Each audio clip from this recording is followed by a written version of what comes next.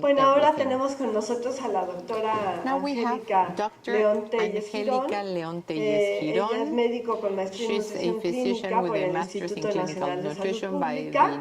Tiene un diplomado en nutrición y bariatría por la Escuela Superior de Medicina, jefa de la División de Nutriología Clínica del Hospital General Manuel González. Atiende la consulta en la Clínica de Obesidad y Cirugía Bariátrica Médica Sur. Es coautora de las guías del CENETEC, manejo integral de la obesidad en el embarazo y del manual de lineamientos de consulta externa, asesora de prácticas de la especialidad de obesidad de la Universidad Iberoamericana, docente titular de Nutrición Clínica 1 y 2 de la Licenciatura en Nutrición de la Iberoamericana, docente titular de Nutrición Humana en la Facultad de Medicina de la UNAM, titular de la materia de evaluación del estado de nutrición en la maestría del Instituto Nacional de Salud Pública, cotitular de las prácticas hospitalarias para maestría en nutrición clínica del Instituto Nacional de Salud Pública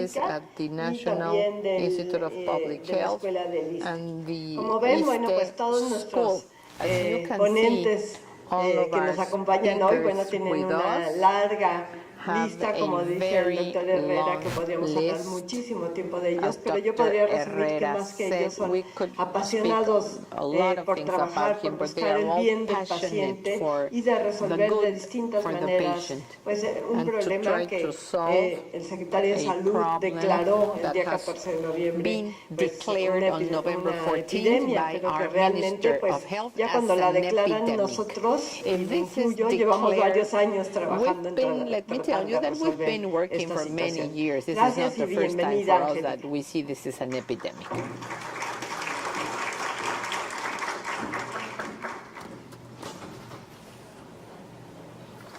Bueno, pues primero agradecer a los organizadores su invitación para hablarles de las guías actuales del manejo nutrición en el paciente con obesidad. Y bueno, durante los siguientes minutos pues, les voy a mencionar algunas guías que han sido publicadas en los últimos 5 años, que en la búsqueda bueno, se encuentran los términos obesidad y manejo nutricio. En específico les voy a referir 8 guías que tienen como objetivo pues llevarnos a la toma de decisiones en la práctica clínica, obviamente en combinación con nuestra experiencia clínica. Ya mencionaba el doctor Herrera, cuando se indica un proceso quirúrgico, yo les voy a hablar principalmente de lo que consideramos la base del manejo en sobrepeso y obesidad en cuanto a la combinación de estilos de una vida saludable, donde se incluya ejercicio, donde se incluya una terapia cognitivo-conductual y lo que hablamos sobre los aspectos de la dieta. Prácticamente de manera preventiva debemos de realizar este tipo de intervenciones desde que tenemos un índice de masa corporal normal, pero hablando en específico de una dieta que tenga un déficit energético, lo manejaríamos a partir de pacientes que tienen una clasificación de sobrepeso. Sin embargo, es importante destacar bueno, que en ciertas razas que coinciden con nosotros en los puntos de corte para la circunferencia abdominal y que también presentan una población que tiene talla baja, este punto de corte de sobrepeso, bueno, se reduce de 25 a 23. ¿Y qué significaría esto? Que en aquellos individuos que pertenecen a estas razas, que tienen un alto riesgo para comorbilidades metabólicas, también se deben de hacer intervenciones de manera más oportuna. Es importante señalar las comorbilidades con las cuales se relaciona la obesidad. Por ejemplo, sabemos que implica riesgo para desarrollar distintas comorbilidades metabólicas, específicamente aquellas que comprometen o que forman parte del síndrome metabólico. En enfermedades como diabetes, resistencia a la insulina, cuando hablamos de hipertensión, dislipidemia, bueno, estamos comentando que triplican el riesgo, por lo cual es importante que todos los pacientes que se detecten con sobrepeso o obesidad sean monitoreados para detectar este tipo de enfermedades. Por otra parte, también se duplica el riesgo para otras comorbilidades como son la apnea obstructiva del sueño, la infertilidad, problemas de depresión, enfermedades por reflujo gastroesofágico.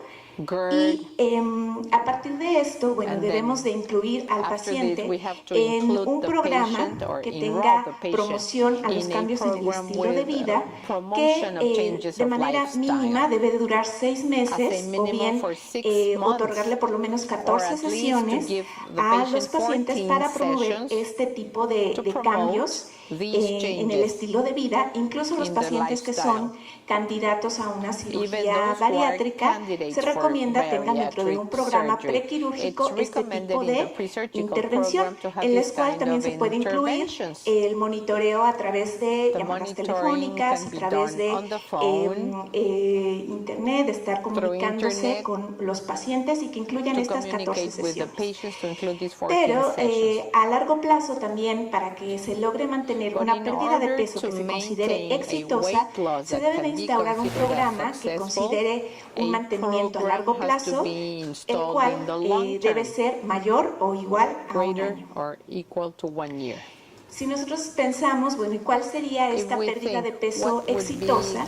Se han reportado estudios como este que fue realizado en una cohorte donde todos los pacientes tenían diabetes tipo 2 y se dieron intervenciones a lo largo de un año. Finalmente se clasificaron de acuerdo a su ganancia o pérdida de peso. Aquellos que perdían peso, bueno, se clasificaban si tenían una pérdida entre 2 o el 5%, si era mayor del 5%, del 5 al 10%, si iba del 10 al 15%, y lo que se observó en este estudio es que desde una pérdida moderada de peso, es decir, desde 3 al 5% de la pérdida de peso, ya había cambios en la hemoglobina glicosilada, en los triacilglicéridos y en la glucosa. Sin embargo, para tener cambios metabólicos en colesterol total, en HDL colesterol o en la presión diastólica, se requerían pérdidas mayores del 5%. Es así como se establece esta meta que tenemos, una pérdida del 5 al 10% como una meta realista en cuanto a la pérdida de peso, o bien el 0.5 al kilogramo a la semana.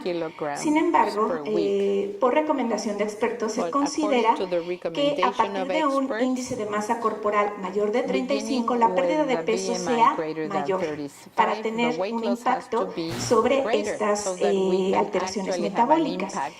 De aquí que la pérdida de peso sea entre el 15 al 20% o mayor a 10 kilogramos. Si nosotros seamos realistas, realmente este tipo de pérdida de peso es difícil de lograr en pacientes que no tengan una cirugía bariátrica, si estamos hablando también de un índice de masa corporal que sea mayor de 40. Como metas de pérdida de peso también se establece de acuerdo a las comorbilidades que el paciente tenga. Por ejemplo, si queremos ver ya cambios significativos en cuanto a esteatosis, pues tendría que el paciente presentar una pérdida mayor al 5%. Pero si hablamos de pérdida de peso para esteatohepatitis, se requieren pérdidas de peso mayores, desde el 10 hasta el 40%. Como ya se mencionaba anteriormente, un factor pronóstico para medir la efectividad de un proceso quirúrgico es el control glicémico. La hemoglobina glicosilada, para que se mantenga dentro de este control, también requeriría de una pérdida entre 5 a más del 15%. ¿Y cómo logramos estas pérdidas? Bueno, en primer lugar vamos a abordar el déficit energético que se tendría que presentar. Cuando se hacen estudios donde se compara hagan dentro de la misma población, llevando por un periodo una dieta que sea isocalórica y después una dieta que sea con un déficit energético, donde se observa realmente la pérdida de peso significativa es en aquellas que tienen el déficit energético que oscila entre 500 a 750 kilocalorías al día, por lo cual dentro de las guías nos comentan que resultan planes que van de 1.200 a 1.500 kilocalorías al día para mujeres y 1.500 a 1.800 kilocalorías en hombres. Una de las complicaciones que tenemos al momento de abordar al paciente es, bien, ¿a qué le voy a hacer este tipo de déficit? ¿No? Si al consumo o se lo voy a hacer en el cálculo con una fórmula de estimación. Si contáramos de manera ideal con la calorimetría indirecta, pues aplicar este tipo de calorimetría. Sin embargo, en nuestra práctica clínica cotidiana, pues tenemos que hacer uso de fórmulas de estimación. La postura de la Academia de Nutrición y Dietética sobre qué fórmula recomendar, bueno, se basa, se sustenta en algunos estudios en los cuales se comparan distintos tipos de fórmulas de estimación, y lo que se observa es que la fórmula que más correlaciona con esta estimación es la fórmula de Mifflin. Harris-Benedict tiene una correlación con calorimetría indirecta del 38 al 64%, y cuando usamos el peso ajustado a la obesidad, en lugar de ver como que esta correlación incremente, suele tener incluso una correlación menor. También es importante que el profesional de la nutrición evalúe dentro de su consulta el consumo, y en este caso sabemos que muchas veces tenemos que hacerla de detective o como de detector de mentiras en el paciente, ¿no? Porque generalmente sabe que va a acudir a su consulta de nutrición y se porta mejor que nunca esa semana, ¿no? O ese día anterior. Y lo que nos reporta a veces es un consumo que nos llama la atención y nos dice, pues hasta el paciente come mejor que yo, ¿no? Y en esos casos, ¿qué es lo que hay que hacer? Bueno, también tomar en cuenta cuestiones de la dieta habitual, aspectos cualitativos de esta dieta, preferencias de los pacientes, para determinar en esta combinación y en este análisis integral de los pacientes cuál sería el déficit que voy a establecer en mi paciente. Aquí se movió bastante la diapositiva, bueno, pero les explico. En cuanto a las dietas muy bajas en energía, que se clasifican como aquellas que aportan menos de 800 calorías al día, o bien de 70 a 100 gramos al día de proteína, bajo circunstancias limitadas, se recomiendan su uso. ¿Y cuáles son estas circunstancias limitadas? Cuando hay la combinación entre obesidad y una diabetes que sea de difícil control y requiera pérdidas de peso a corto plazo, se podría aplicar este tipo de dietas. También en pacientes que tengan un índice de masa corporal mayor de 50 se sugiere considerar el uso de este tipo de dietas, aunque no de forma rutinaria en aquellos que tienen hepatomegalia. Las gráficas que les quería mostrar en la parte de abajo es una comparación, en primer lugar, a corto plazo, entre las dietas que aportan menos de 800 calorías y aquellas dietas que entran dentro de un déficit tradicional. Generalmente los primeros 3 meses sí hay una pérdida mayor de peso para aquellas dietas de bajo aporte energético o muy bajo aporte energético. Sin embargo, a largo plazo, ya entre las dos, no existe una diferencia significativa para pérdida de peso. Y hay que tomar en cuenta, bueno, todas las complicaciones que también podría conducir una dieta que se lleve por más de 3 meses con menos de 800 calorías al día. En específico, para aquellos pacientes que son candidatos a bypass, hay estudios donde 4 semanas antes de la cirugía se establece este tipo de dieta con un aporte menor de 800 calorías al día, y lo que se observa es una disminución significativa del volumen hepático y también de la grasa enteropática. Algunos estudios que han manejado este tipo de dietas por 12 semanas han reportado hasta el 40% de disminución de la grasa intrahepatica. Por lo tanto, para la técnica quirúrgica, pues reduce el tiempo, ya que facilita este tipo de técnica. Otra pregunta que usualmente nos hacemos al momento de abordar al paciente es ¿cuál va a ser la distribución de macronutrientes ideal? Realmente existen muchas tendencias y a lo largo del tiempo decimos, pues la clave va a ser disminuir los hidratos o disminuir los lípidos o aumentar las proteínas. Pero a lo largo del tiempo y con evidencia que compara distintos tipos de distribuciones de macronutrientes, se ha visto que la distribución tiene bajo efecto para la pérdida de peso y que debemos establecer la distribución de los macronutrientes evaluando el patrón habitual, pensando en la adherencia del paciente y sobre todo qué perfil metabólico deseamos mejorar en nuestro paciente, cuáles son sus factores de riesgo o los resultados clínicos que deseamos alcanzar. Entonces les voy a mencionar algunos estudios que hacen este tipo de comparaciones, clasificando como dieta baja en hidratos aquellas que tienen un aporte de hidratos de carbono menor al 20%, altas en proteína, aquellas que aportan 25 al 40% de proteínas, bajas y muy bajas en grasa, aquellas que aportan del 10 al 19% de lípidos, y la dieta mediterránea con una distribución de 40-50% de lípidos y de hidratos de carbono del 35 al 40%.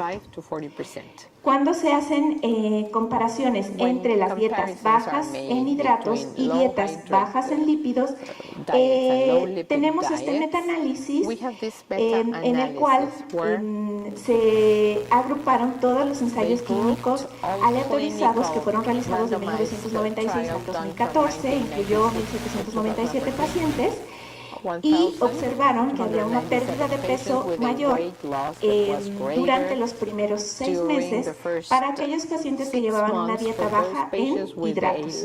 Sin embargo, a largo plazo, también al año, hacer esta comparación entre baja en hidratos y baja en lípidos, realmente no hay una diferencia significativa para la pérdida de peso.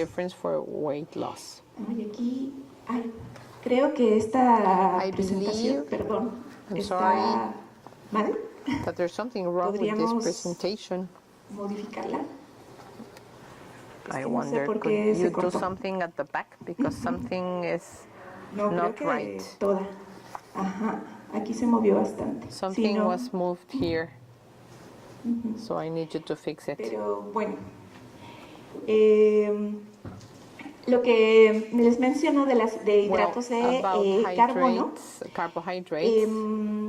en referencia a elegir mejor el perfil de lípidos para estos pacientes, la dieta baja en lípidos sí demostró tener un efecto mayor significativamente para el colesterol total y el LDL colesterol. Sin embargo, para la baja en hidratos de carbono hubo un mejor control glicémico y un efecto mayor para triglicéridos y HDL colesterol. Se observó que ambas disminuyen el riesgo cardiovascular, que mejoran la función renal y no hay cambios en la pérdida de peso a largo plazo en esta comparación. Para las dietas bajas en proteína también sucede algo similar. Voy a tener que... Sí, porque si no van a salir todas... No, there's something wrong with those slides. Que hay que corregir esas diapositivas porque ya se está como desconfigurando la pantalla.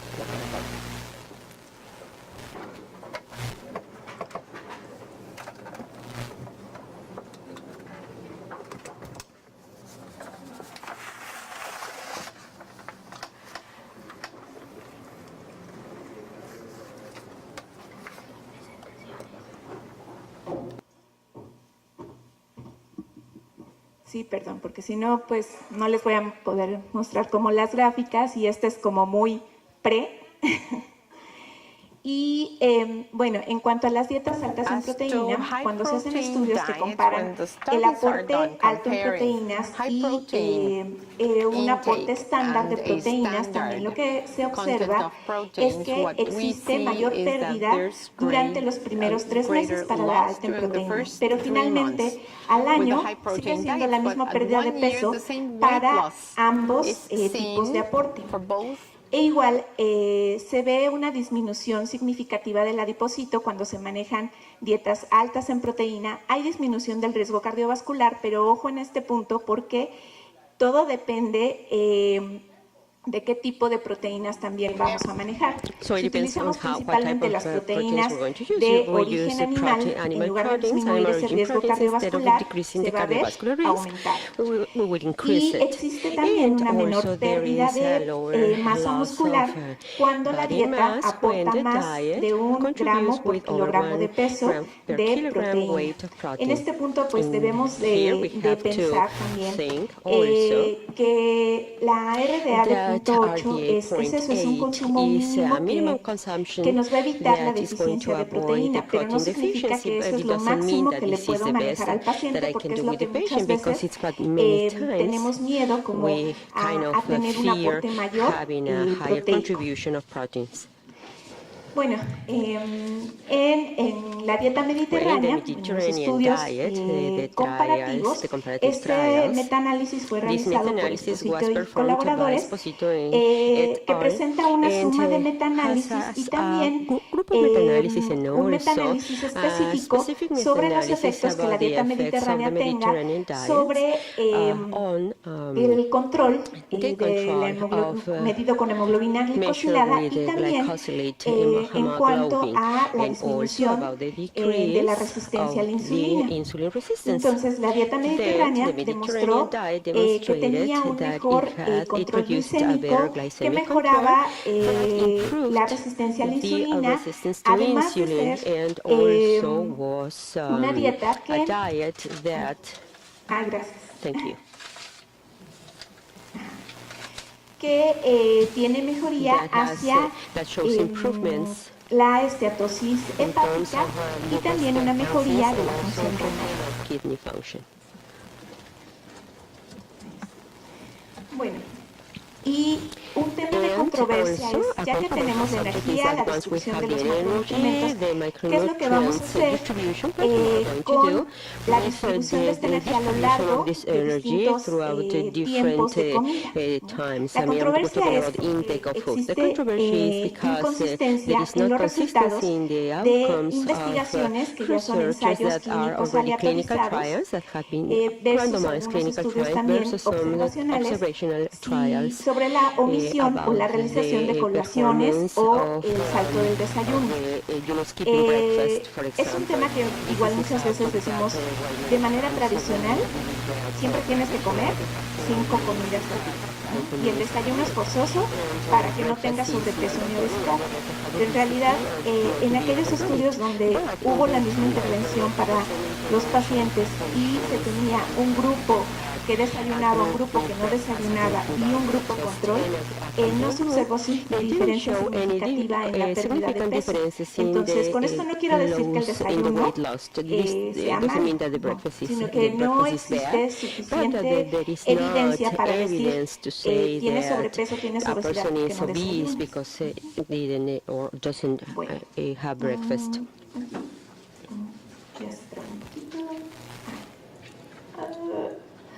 Algo tienen contra mí aquí.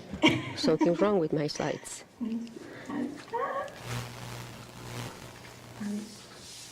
Creo que se mueve un poquito.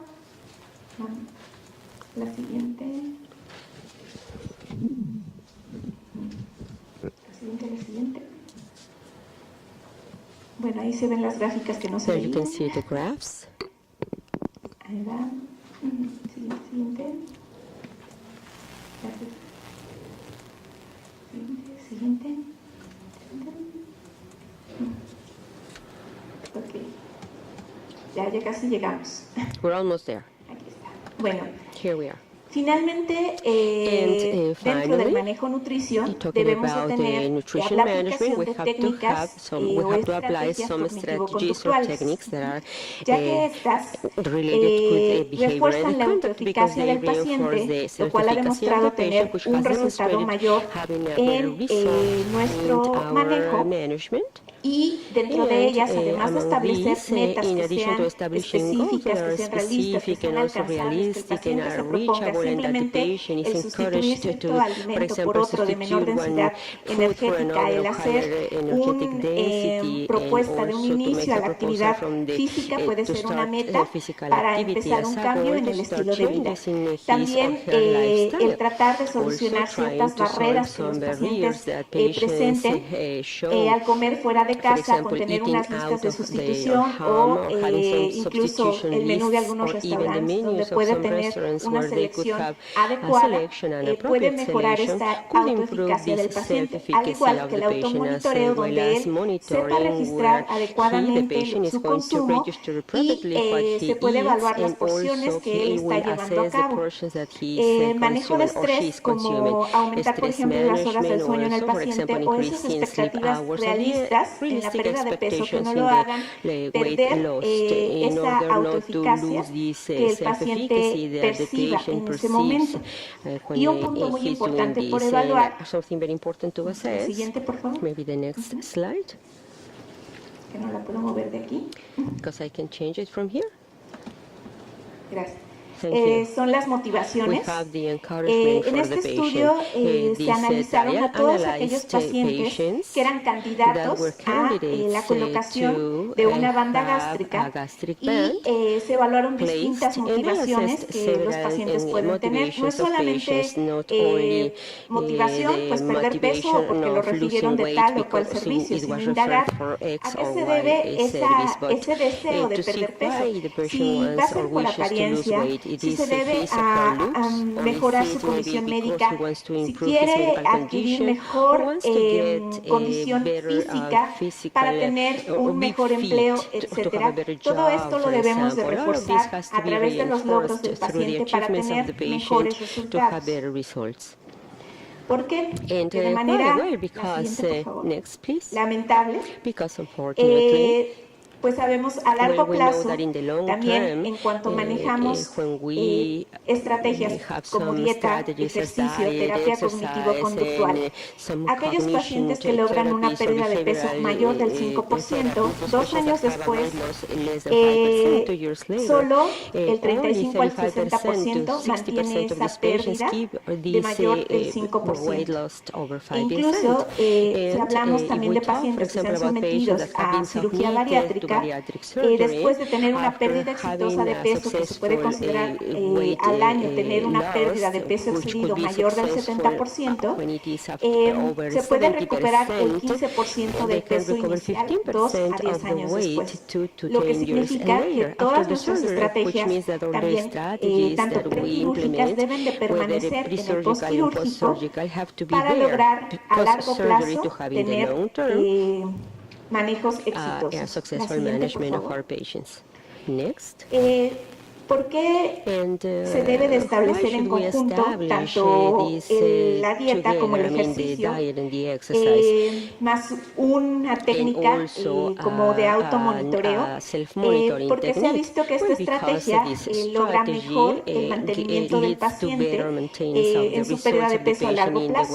Si combinamos 200 a 300 minutos a la semana con el control del peso semanal y los cambios que ya realizó el paciente con la dieta, vamos a tener mejor mantenimiento de esa pérdida de peso. Y como forma preventiva, bueno, el manejo del ejercicio aeróbico, más de 150 minutos a la semana, 3 o 5 veces a la semana, combinado con un ejercicio de resistencia, más de 20 minutos a la semana, 2 a 3 veces a la semana, donde es importante que también un profesional certificado del ejercicio sea el que indique este tipo de actividad física.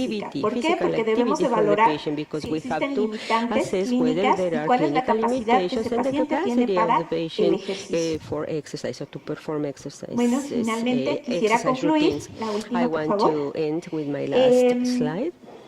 refiriendo, como vemos, todas las guías también nos mencionan el manejo individualizado de los pacientes en una enfermedad tan compleja como es la obesidad. Es cierto que nos tenemos que sustentar en la evidencia, también aplicando nuestra experiencia, sin olvidar establecer cuál es el costo-beneficio de la estrategia que voy a establecer en ese paciente y finalmente no olvidar la importancia del entorno y de las preferencias del paciente, donde tenemos muchas veces que considerar en un país como México, donde recientemente nos decían, bueno, pues los mexicanos hasta los muertos les damos de comer, ¿no? Entonces ahí tenemos una relación muy estrecha con los alimentos y tenemos que evaluar este tipo